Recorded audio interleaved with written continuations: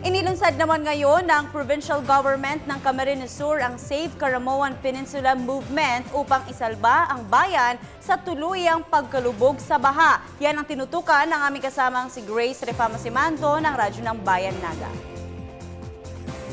Kalbong mga bundok, illegal quarry, illegal mining at ampaw na pagpapagawa ng Hanopol Dam ng isang kontrobersyal na politiko sa 4th District ng Camarines Sur ang natukoy na sanhi ng malalim na pagbaha sa mahigit 15 barangays ng bayan ng Caramoan dito sa Camarines Sur.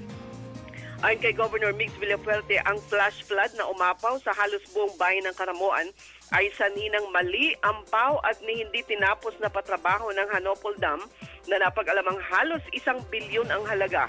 At ito ay proyekto ng kontrobersyal at notorious na kongresistang si Arnulfo Noli Fuentebella ng 4th District ng Camarines Sur.